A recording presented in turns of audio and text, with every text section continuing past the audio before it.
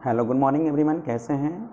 आज हम लोग फिर ट्रायंगल के बारे में चर्चा करेंगे। ट्रायंगल में हम लोग सिमिलर ट्रायंगल के बारे में चर्चा करेंगे और उस पर आधारित जो भी क्वेश्चंस बनते हैं वो किस तरह से क्वेश्चन बनते हैं, उस क्वेश्चन को मुझे कैसे शॉर्टकट बनाना है, किस तरह से इसको रिड्यूस करना है और किस तरह से इसको हम लोग माइंडली कैलकुलेशन करते हुए निकालना है।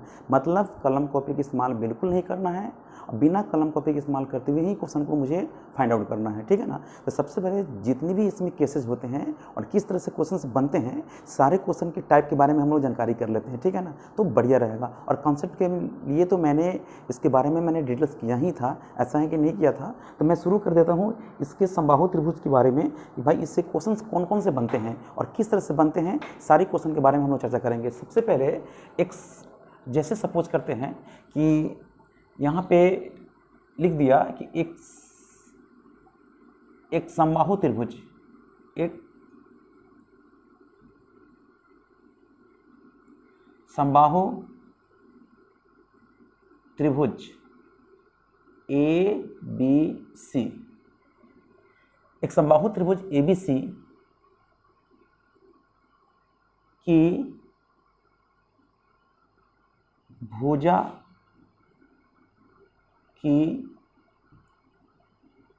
लंबाई 6 सेंटीमीटर है। तो इसके अंतर्गत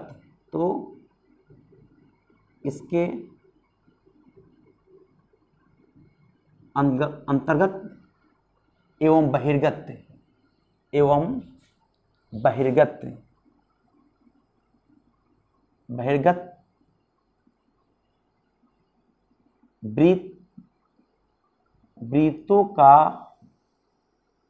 वृत्तों के क्षेत्रफलों का अनुपात ज्ञात करें। ऐसे भी क्वेश्चन बनता है। तो आज हम लोग इसके बारे में विशेष रूप से हम लोग चर्चा करेंगे कि भाई इसमें जो क्वेश्चंस बनते हैं और किस तरह से बनते हैं और इस क्वेश्चन के प्रति मुझे क्या करना है, सारी प्रक्रिया के बारे में, सारी कंसेप्ट के बारे में हम लोग विशेष रूप से चर्चा करेंगे। तो सबसे पहले हम लोग क्या करेंगे, एक इक्विलैटरल ट्रायंगल बना लेंगे, ठीक। नामकरण कर देंगे ABC। इक्विलैटरल ट्रायंगल का मतलब है कि सभी भुजा आपस में बराबर हो, जो कि वैल्यू दिया हुआ है 6 सेंटीमीटर दिया हुआ है। तो जाहिर सी बात है कि सभी कोण आपस में क्या होगा, बराबर होगा, यानी सब 60-60 डिग्री का एंगल बन जाएगा, ठीक है ना। तो कहता है कि इसके अंतर्गत एवं बहिर्गत वृत्त के क्षेत्रफल का अनुपात, यानी कि इसको मैंने जो ड्रॉ किया वो बन गया बहिर्गत। उसके अंतर्गत कहता है, अंतर्गत का मतलब होता है कि इसके भुजा को स्पर्श करते हुए, और बहिर्गत का मतलब होता है इसके शीर्ष को स्पर्श करते हुए। तो आपको मालूम होना चाहिए कि मैंने पिछले वीडियो में मैंने बताया था कि किसी भी समबाहु त्रिभुज में शीर्ष कोण के सामने वाले भुजा पर लंब डालते हैं और इसके शीर्ष कोण के सामने भुजा पर लंब डालते हैं, इसके शीर्ष कोण के सामने वाले भुजा पर लंब डालते हैं, तो एक ही बिंदु से गुजरती है जिसका अनुपात मैंने O कटान बिंदु ले लिया। तो AO अनुपात O मैंने DE और F मैंने ले लिया। तो AO अनुपात OD लिया जाए तो 2:1 होता है। किसी भी केस में होता है 2:1 अनुपात है। अगर कहता है कि इसके कहता है कि अंतर्गत एवं बहिर्गत, अंतर्गत का मतलब है कि आंतरिक रेडियस के देखा जाए तो ये अनुपात 2 यूनिट्स ले लेंगे और इसको हमने 1 यूनिट्स ले लिया, बिल्कुल 1 यूनिट्स होगा।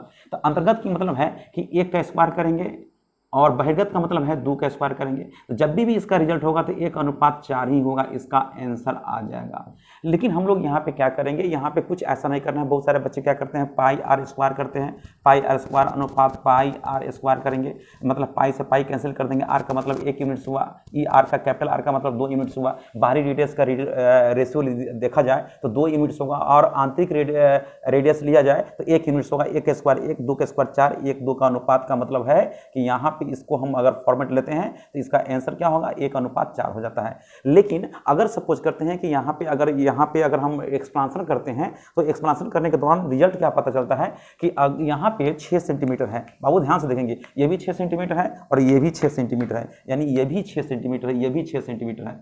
तो आप एकदम बिल्कुल कर सकते हैं कि अगर हम किसी समबाहु त्रिभुज के अगर शीर्ष कोण के सामने वाले भुजा पर लंब डालते हैं तो जाहिर सी बात है कि सभी कोण बराबर होते हैं, ये कोण बराबर होंगे, जहां पर लंब डाला गया है ये भी पार्ट आपस में क्या होंगे, बराबर हो जाएंगे। जब बराबर हो जाएंगे तो 6 का आधा करेंगे तो 3। इसका मतलब है कि ये बेस वाला जो हो गया, यहाँ पर 90 डिग्री का एंगल बन रहा है, तो यहाँ 3 सेंटीमीटर की भुजा आ गया, तो 6 के स्क्वायर में से 3 का स्क्वायर घटाएंगे तो ऑलरेडी क्या होगा, परपेंडिकुलर निकल जाएगा। तो परपेंडिकुलर का मतलब आप समझ जाएंगे कि 6 के स्क्वायर 36, 3 का स्क्वायर 9, तो मतलब हो जाएगा यहाँ पे अगर हम AD की बात करें तो रूट अंडर हम कर सकते हैं AB के स्क्वायर में से घटाएंगे BD के स्क्वायर को घटा देंगे तो ये मेरा रिजल्ट आ जाता है। मतलब यहाँ पे हम लोग लिख सकते हैं AB का मतलब है 6 सेंटीमीटर का स्क्वायर और माइनस 3 सेंटीमीटर का स्क्वायर कर देंगे, तो इसका रिजल्ट क्या हो जाएगा जनाब, 36 सेंटीमीटर के स्क्वायर में से 9 सेंटीमीटर के स्क्वायर घटाएंगे तो रूट अंडर आ जाएगा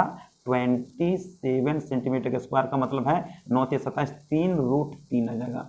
3 रूट 3 क्या हो जाएगा, इसका मतलब है यहाँ पे AD आ जाएगा, तो AD बराबर हो जाएगा, AD बराबर हो जाएगा कितना, 3 रूट 3 सेंटीमीटर। अगर AD को देखा जाए तो AD को 2 भागों में बांटा गया है, किसमें, AO अनुपात OD में बांटा गया है, जो कि इसका 2 अनुपात 1 है, 2 1 3 है, तो यहाँ पे 3 रूट 3 है, 1 है तो रूट 3 हो जाएगा, 2 है तो 2 रूट 3 हो जाएगा, ये आ जाएगा सेंटीमीटर, माने AO आ जाएगा, यहाँ पे OD आ जाएगा।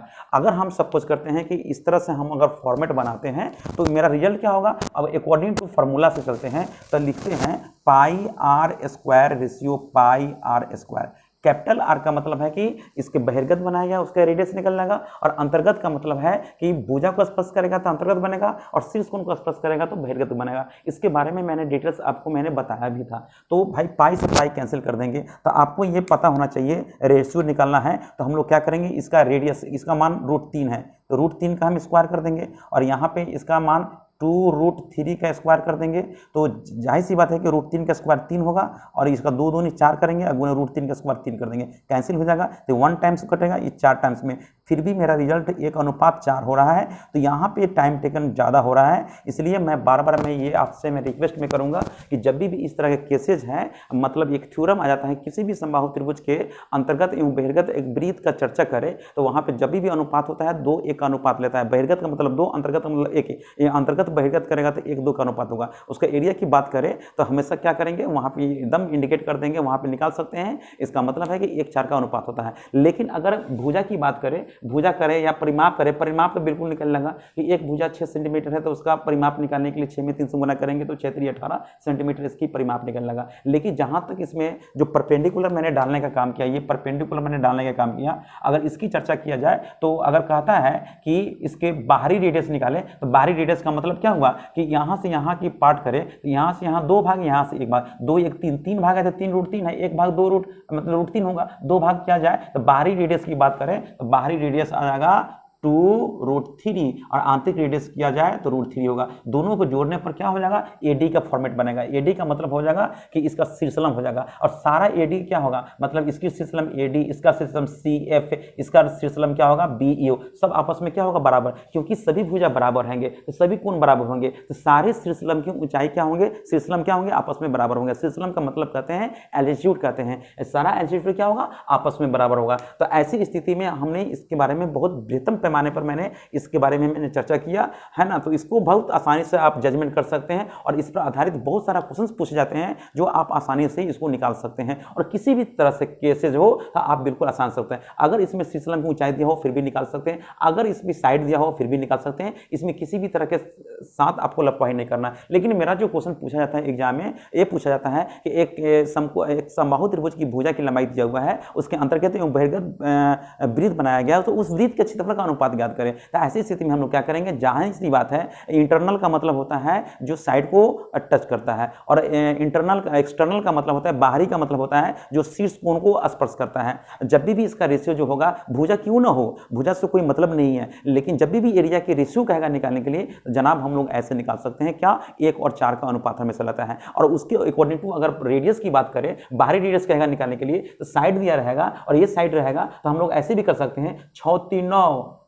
एक बार जोड़ दिए, एक बार घटाएंगे तो 6 में से 3 घटाएंगे तो 3, तो 9 तिहाई 27, 27 का स्क्वायर रूट करेंगे तो 3√3 आ जाएगा, यानी कि इसके शीर्ष लंब की ऊंचाई 3√3 हो जाएगा। उसके अकॉर्डिंग टू आप साइड निकाल सकते हैं। बाहरी रेडियस का है तो 2 मतलब 3 से भाग करेंगे, 2 से गुना करेंगे, यानी बाहरी का मतलब है कि मतलब शीर्ष को स्पर्श करता है, मतलब कैपिटल आर निकल गया। और जब भुजा की स्पर्श करता है उसको स्मॉल आर से इंडिकेट करते हैं, मतलब वो साइड को मतलब टच करता है। तो उसके अकॉर्डिंग टू हम लोग कोई भी क्वेश्चन इस पर रहेगा तो आप अगर इस चीज को समझ रहे हैं तो बिल्कुल इसके माध्यम से आसानी से क्वेश्चन को निकाल सकते हैं। इसमें किसी भी तरह की परेशानी आपके साथ मेरे समझ से नहीं होना चाहिए। अगर मेरी बातों को इस पर समझ रहे हैं और देख रहे हैं तो कोई दिक्कत उक्कत नहीं होगा, ठीक है ना। आगे मैं चलूंगा इसके बारे में और विस्तृत मैं चर्चा मैं करने वाला हूं।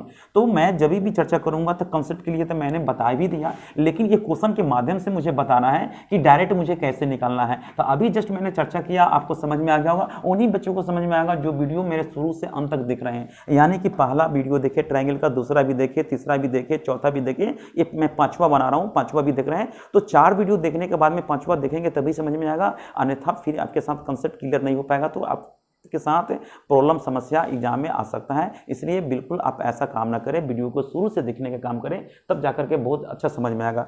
अगर मान लेते हैं कि इस पर आधारित क्वेश्चन जो बनते हैं उस क्वेश्चन पर थोड़ा चर्चा हम लोग कर लेते हैं विशेष रूप से। जैसे एक समबाहु त्रिभुज है, मैंने एक क्वेश्चन में लिख रहा हूं, देखेंगे बाबू आप लोग भी लिख लेंगे। एक समबाहु त्रिभुज, एक समबाहु त्रिभुज, एक समबाहु त्रिभुज ए बी सी के अभ्यंतर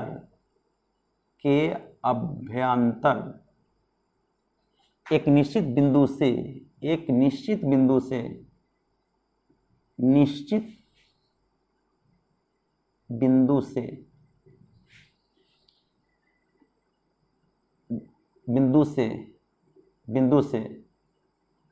समबाहु त्रिभुज बिंदु से समबाहु त्रिभुज के भुजाओं पर डाले गए लंब की लंबाई क्रमशः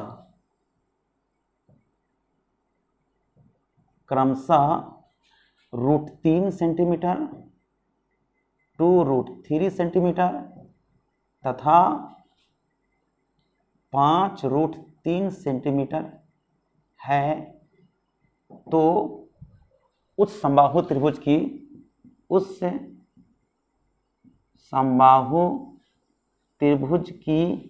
परिमाप भी पूछ सकता है तथा क्षेत्रफल ज्ञात करें। तो सबसे पहले हम लोग को यह चीज समझना होगा कि यहाँ पे जो दिया हुआ है कि एक समबाहु त्रिभुज एबीसी के अभ्यंतर का मतलब है एक निश्चित बिंदु से, अभ्यंतर का मतलब उस त्रिभुज के अंदर एक निश्चित बिंदु से, उस बिंदु से समबाहु त्रिभुज के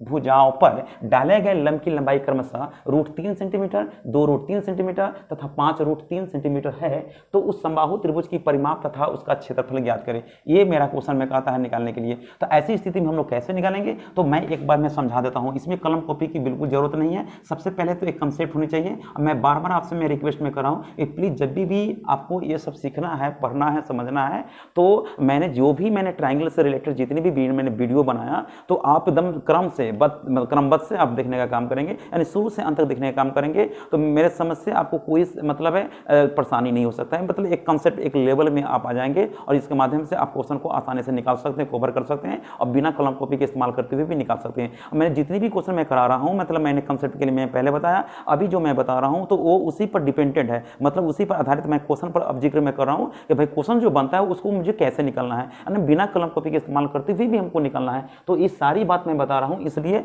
आप बिल्कुल दिमाग को कांस्टेंट रखेंगे जो आसानी से आप बना ले। जैसे कि मतलब ये हुआ कि अगर सपोज करते हैं कि अभ्यंतर मतलब किसी बिंदु से मैंने ले लिया, तो मतलब है समबाहु त्रिभुज की भुजा ए बी हुआ, बी सी हुआ, ए सी हुआ, तो मतलब मैंने लिया, इस पर लंब डाला गया है, मतलब 90 डिग्री लंब डाला गया, इस पर लंब डाला गया है, यहाँ पे 90 डिग्री हुआ, और इस पर लंब डाला गया है, यहाँ पे 90 डिग्री हुआ। अगर सपोज करते हैं कि इसको मैंने ले लिया √3 सेंटीमीटर, इसको मैंने ले लिया 2√3 सेंटीमीटर, इसको मैंने लिया 5√3 सेंटीमीटर, मैंने सेंटीमीटर में मैंने ले लिया।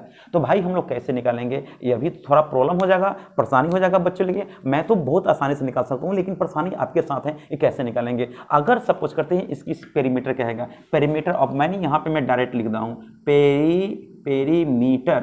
Perimeter of equilateral triangle ABC।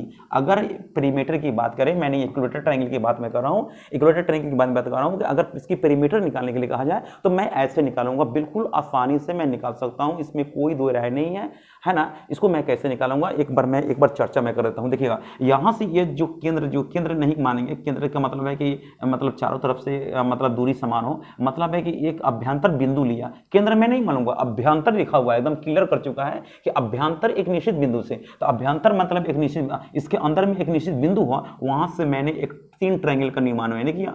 और आप जानते हो कि समबाहु त्रिभुज में सभी भुजा आपस में बराबर होते हैं, मैंने ये भुजा को ए ले लिया, तो भाई जाहिर सी बात है कि एक भुजा ए है तो सारी भुजा तो बराबर होगा, क्योंकि समबाहु त्रिभुज है। तो ऐसी स्थिति में बाबू हम जानते हैं कि यहाँ पे ये बेस हुआ, ये हाइट हुआ, ये बेस हुआ, हाइट हुआ, ये बेस हुआ, हाइट हुआ, तीनों के एरिया को जोड़ देंगे तो हम लोग कैसे निकालेंगे।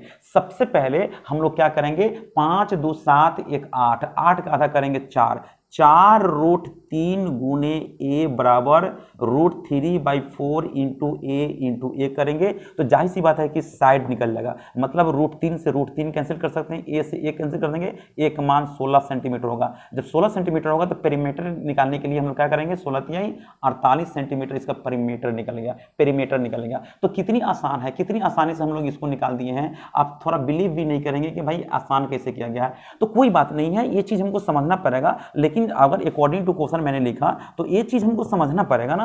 तो पहले हम नहीं पहले से समझे रहेंगे एग्जाम में, अगर हम उसको पूरे मेथड से बनाते हैं, मतलब उसको डिटेल्स कर देंगे, तो टाइम भी तो नहीं बचेगा कि आने क्वेश्चन को हम लोग मतलब उसको कवर कर पाएंगे, चाहे कुछ इस तरह की बातें आएगी, मतलब वहां पे परेशानी आपके साथ हो जाएगा। तो ये चीज को हम डिटेल्स में कर देता हूं। जब भी इस तरह के केसेस हो तो मैं बता देता हूं कि जब भी इसमें 3 ट्रायंगल हो गया, तो ट्रायंगल कौन कौन होंगे, मैंने यहाँ पे ओ ले लिया है ना, अभ्यंतर एक बिंदु को मैंने ओ ले लिया, तो हम लिखेंगे ट्रायंगल एरिया की बात करें, एरिया मैंने लिख दिया, और ट्रायंगल की बात करें तो BOC की बात करेंगे, और ट्रायंगल COA की बात करेंगे, और ट्रायंगल किसकी बात करेंगे, AOB की बात करेंगे।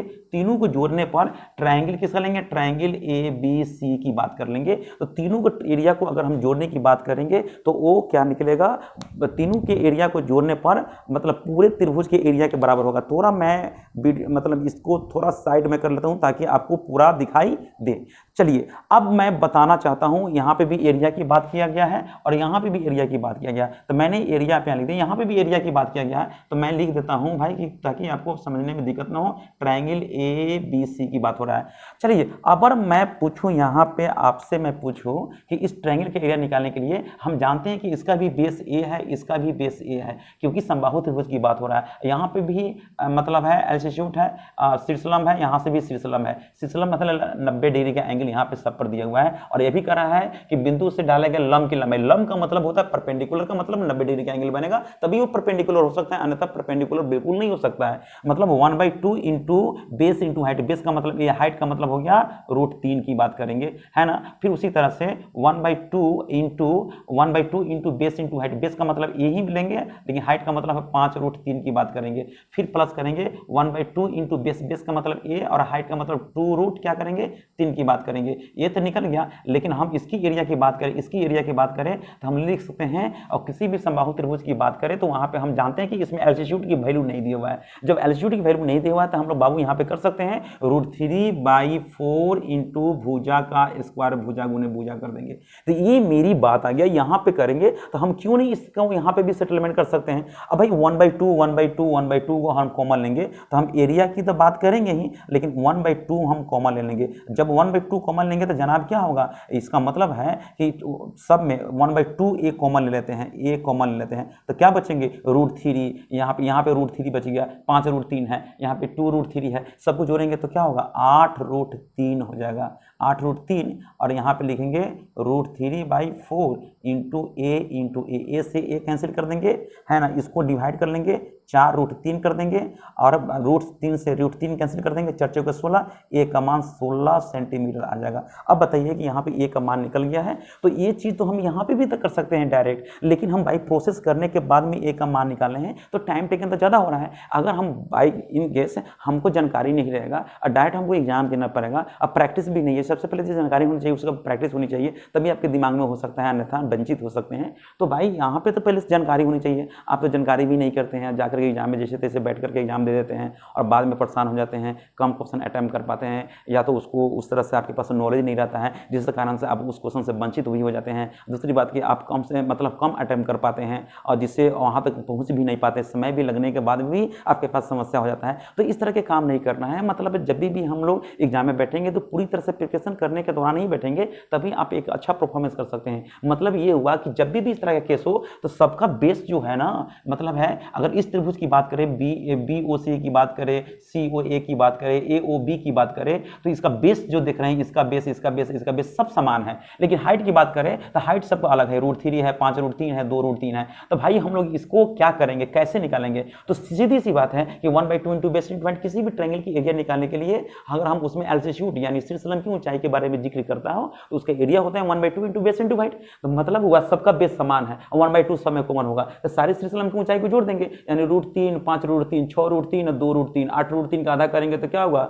मतलब 4√3। 4√3 में हम भुजा से गुना कर देंगे तो 4√3 गुने भुजा गुना √3/4 साइड का स्क्वायर करेंगे, कर देगा, √3 से कैंसिल होगा, ए का मान 16 सेंटीमीटर आ गया। तो हम तो अगर मान कि अगर सपोज करते हैं कि इस तरह से क्वेश्चन आ गया तो हम लोग डायरेक्ट भी कर सकते हैं ना। तो सबसे पहले तो मेरी जानकारी होनी चाहिए, और जानकारी नहीं होगा तो डायरेक्ट हम लोग कैसे कर सकते हैं? बिल्कुल नहीं कर सकते हैं। इसलिए जानकारी जरूरी है और हम इसलिए हम थोड़ा तेजी से पढ़ा रहे हैं कि हम शुरू में बहुत ही धीरे धीरे मैंने पढ़ाया था। इसका बेसिक कंसेप्ट क्या है, इसलिए मैं क्वेश्चन के माध्यम से मैं आपको मैं मतलब इसमें अवगत में कराना चाहता हूँ, मतलब है कि एक परफॉर्मेंस देना चाहता हूँ। मतलब क्वेश्चन के माध्यम से ये चीज़ मैं आपको जानकारी देना चाहता हूँ कि इसको आसान मैं कैसे करूँगा, है ना। कि क्वेश्चन के माध्यम से मैंने तो कंसेप्ट के लिए मैंने बताया, लेकिन क्वेश्चन के माध्यम से कैसे हम डायरेक्ट हम लोग निकाल सकते हैं। जैसे कि अगर मुझे दे तो अगर कोई भी दे तो हम लोग क्या करेंगे, सारे परपेंडिकुलर को जोड़ देंगे। ये ट्रायंगल का परपेंडिकुलर मतलब एल्टीट्यूड को जोड़ देंगे, परपेंडिकुलर मतलब एल्टीट्यूड को जोड़ेंगे, इसका एल्टीट्यूड इसके जोड़, क्योंकि सभी भुजा आपस में बराबर होगा, क्योंकि समबाहु त्रिभुज की चर्चा कर रहा है। तो √3, 5√3, 6√3, 2√3 यानी 8√3 का आधा करेंगे तो 4√3 में साइड से गुना कर देंगे, यानी सबके साइड से साइड कॉमन होगा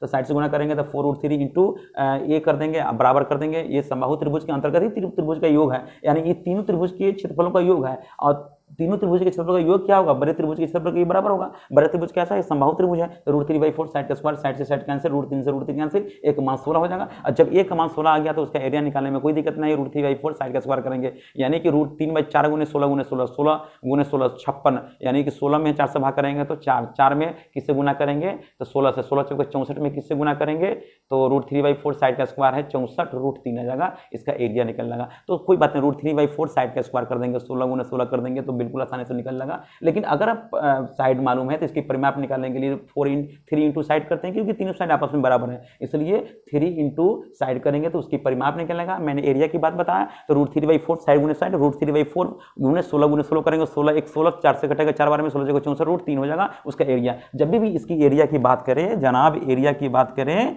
तो मैंने ये बताया कि √3/4 इंटू 16 गुने 16 करेंगे, ये 4 कट जाएगा, 4 से 16 चौके 64 √3 और ये सेंटीमीटर के फॉर्म में हो जाएगा, यानी इसका आ जाएगा, यानी 64 में लिख रहा हूं, आप गलती नहीं करेंगे, 64 √3 सेंटीमीटर के स्क्वायर क्या हो जाएगा, इसका एरिया निकल लगा। तो मतलब ये मैं अगर इनके अगर सपोज करते हैं कि अगर एक क्वेश्चन यहाँ पे ये दिया हुआ है, अगर इसके अलावा कुछ दूसरा दे देता मैं कैसे निकालूंगा। जैसे आपसे क्वेश्चन पूछ देगा कि यहाँ पे दे दिया है शीर्षलंब, उसमें एक निश्चित बिंदु से यानी समबाहु त्रिभुज के एक निश्चित बिंदु, समबाहु त्रिभुज के अंतर्गत एक निश्चित बिंदु से उस पर उस समबाहु त्रिभुज की भुजा पर डाले गए लंब की लंबाई अगर इनके से यहाँ पे दे दे कि यहाँ पे 2 सेंटीमीटर है, यहाँ पे 3 सेंटीमीटर है और यहाँ पे 5 सेंटीमीटर है, तो कहता है कि उसकी परिमाप ज्ञात करें। तो मैं क्या करूंगा, 5 3 8 2 10 का आधा करेंगे तो क्या होगा 5, तो 5 गुने ए कर देंगे और √3/4 इंटू ए गुने ए कर देंगे, तो ए से ए कैंसिल होगा,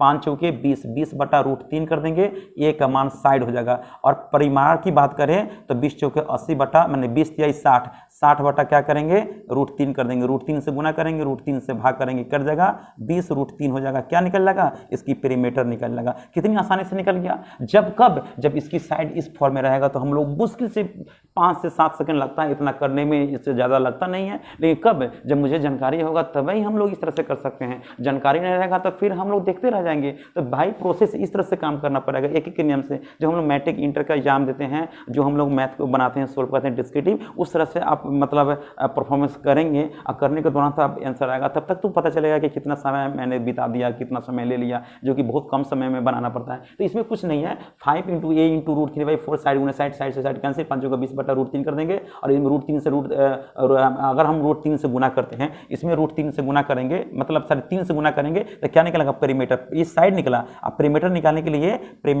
के लिए हम लोग क्या करेंगे जनाब, पेरीमीटर निकालने के लिए क्या करेंगे, 3 इंटू साइड कर लेंगे, तो साइड कर देंगे। तो इसका मतलब है ऑलरेडी 3 है, साइड का मतलब 20 रूट क्या है 3 है। तो इसका मतलब है कि √3 में √3 से गुना करेंगे तो खुद ऑटोमेटिक ये कैंसिल हो जाएगा, यानी 20 √3 सेंटीमीटर क्या होगा, इसकी पेरीमीटर निकल जाएगा। तो कितना आसानी से निकल गया, बिल्कुल आसानी से निकल गया। तो मैं चाहता हूं कि आप इसी तरह से आप अपना परफॉर्मेंस को करें। एरिया भी निकालना चाहेंगे तो एरिया भी निकल जाएगा, लेकिन साइड निकलेगा तभी तो एरिया निकलेगा। लेकिन इस बातों पर आप ध्यान देंगे तभी अच्छा परफॉर्मेंस कर सकते हैं। और मैं जो भी वीडियो में बना रहा हूँ एक दूसरे से रिलेटेड बना रहा हूँ। अगर कोई बच्चा इस चीज़ को देखे और फंडामेंटल के तौर पर मैंने बेसिक कंसेप्ट दिया था, वो वीडियो अगर नहीं देखते हैं तो इनको समझने में दिक्कत हो सकता है ना। बहुत सारे केसेस मैंने बताने का काम किया था और पिछले वीडियो में भी मैंने बताने का काम किया था। क्वेश्चन भी मैंने बताया, क्वेश्चन के माध्यम से भी क्वेश्चन मैंने निकालने का काम किया। उसके बाद में कंसेप्ट के लिए भी मैंने कुछ चर्चा किया था। तो ऐसी स्थिति में आपको पूरे वीडियो को देखना पड़ेगा, तब जाकर के ट्रायंगल का कंसेप्ट क्लियर हो जाएगा और मेंसुरेशन का पार्ट को आसानी से बना सकते हैं। और उसमें सबसे इंपॉर्टेंट पार्ट बताया जाता है, तो ट्रायंगल से क्वेश्चन ज़्यादा पूछाते हैं जहाँ पे बच्चे लोग को परेशानी होता है, ठीक है ना। तो आप बिल्कुल घबराएंगे नहीं, बिल्कुल परेशान होने की बिल्कुल जरूरत नहीं है। इस क्वेश्चन को हम लोग बिल्कुल आसानी से निकाल सकते हैं, ठीक है ना। तो सबसे पहले आपको ये चीज़ ध्यान से देखना पड़ेगा, तभी हम लोग आसानी से क्वेश्चन को निकाल सकते हैं। हाँ, एक चीज़ और मैं बताना चाहता हूँ, रिपीट मैं करना चाहता हूँ। पिछली वीडियो में मैंने जो बताया था उस पर आधारित क्वेश्चन से पूछे जाते हैं। तो ये भी हो सकता है जैसे एक त्रिभुज की बात करें, नहीं मैंने पिछले वीडियो में मैंने बताया था, हाँ पिछले वीडियो में मैंने बताया था। तो उससे मुझे लगता है कि आपको समझ में आ गया होगा, कोई परेशानी नहीं हुआ होगा, ठीक है ना। तो आप शुरू से अंत तक देखने का काम करें। मैं यही पे एंड करता हूँ, फिर नेक्स्ट पार्ट में पढ़ाऊंगा, ट्रायंगल से रिलेटेड मैं क्वेश्चन करूँगा और उस वहाँ पर सर्किल से भी क्वेश्चन रहेंगे, मिक्स क्वेश्चन रहेगा। तो मिक्स क्वेश्चन के बारे में हम चर्चा करेंगे। हाँ, एक इसके बारे में और कुछ मुझे बताना है, पॉलीगन्स। पॉलीगन्स का मतलब होता है बहुभुज होता है। बहुभुज के बारे में बताने के बाद में तब हम लोग क्या करेंगे, मिक्स क्वेश्चन पर हम लोग शुरू करेंगे। मिक्स क्वेश्चन किस तरह से रहते हैं और किस तरह से टेढ़ा मेढ़ा क्वेश्चन रहता है, उस टेढ़ा मेढ़ा क्वेश्चन को हम उसको कैसे कन्वर्ट करके आसान करना है। और एक लाइन में मतलब विद इन 5 से 7 सेकंड के अंदर में, मुझे 10 सेकंड के अंदर में मुझे क्वेश्चन को सोल्व आउट करना है, सोल्व कर देना है। तो इस सारी बात पहले बताने के बाद में, जैसे कि मैंने पहले शुरू में मैंने रेक्टेंगल बताया, स्क्वायर बताया, फिर मतलब है पैरेललोग्राम बताया, फिर रोम्बस मैंने बताया, फिर ट्रेपेजियम बताया, फिर सर्किल बताया। सर्किल के बाद में मैंने ट्रायंगल के बारे में बताया। ट्रायंगल को 2 काइंड्स मतलब भागों में बांटा गया है, एक साइड के बेस पर और एक एंगल के बेस पर। मैंने उसके बारे में भी मैंने विवरण किया, मैंने कंसेप्ट दिया, उसके बारे में क्वेश्चन भी किया, तर्क भी किया। अब उसके बाद में हम पॉलीगन्स की चर्चा करेंगे, पॉलीगन्स क्या होता है। तो इसके बारे में नेक्स्ट वीडियो में मैंने पॉलीगन्स के मैं बताऊंगा पॉलीगन्स होता क्या है। और पॉलीगन्स में भी जो डायगोनल जो होते हैं, कितनी संख्या होते हैं, ये बार हर बार एग्जाम में क्वेश्चन पूछा जाता है। हर एग्जाम में रहता है, रेलवे के एग्जाम में, एसएससी के एग्जाम में, स्टेट गवर्नमेंट, सेंट्रल गवर्नमेंट, कोई भी बैंक के एग्जाम में भी क्वेश्चन पूछे जाते हैं। तो ऐसी स्थिति में हम क्वेश्चन पर डिस्कस करेंगे पॉलीगन्स के बारे में, बहुत इंपॉर्टेंट है। वीडियो को भूल चुकिएगा नहीं, देखना बिल्कुल नहीं भूलेंगे। और अपडेट मतलब मैं कर दूंगा, मैं तो ऐसा नहीं कि नहीं कि अपडेट मैं नहीं करूंगा, डेली मैं डालता हूं, तो डेली आप देखने का काम करेंगे, जरूर करेंगे। और उससे रिलेटेड जो भी आपके साथ परेशानी होता है जरूर मुझे शेयर करेंगे, ताकि मुझे भी पता चले कि भाई आपकी प्रॉब्लम कहाँ पे है, ठीक है ना। तो फिर मैं मिलता हूँ नेक्स्ट वीडियो में, और नेक्स्ट वीडियो में मैं पॉलीगन्स के साथ मिलूंगा। पॉलीगन्स का क्या फंक्शन है, क्या उसका कंसेप्ट है, उस सारी कंसेप्ट के बारे में मैं विशेष रूप से मैं चर्चा करूंगा, ठीक है ना। और बिल्कुल आप परेशान नहीं होंगे, जब मैं हूँ आपके सामने साथ हूँ, तो कोई परेशान होने की जरूरत नहीं है। फिर मैं मिलता हूँ नेक्स्ट वीडियो में।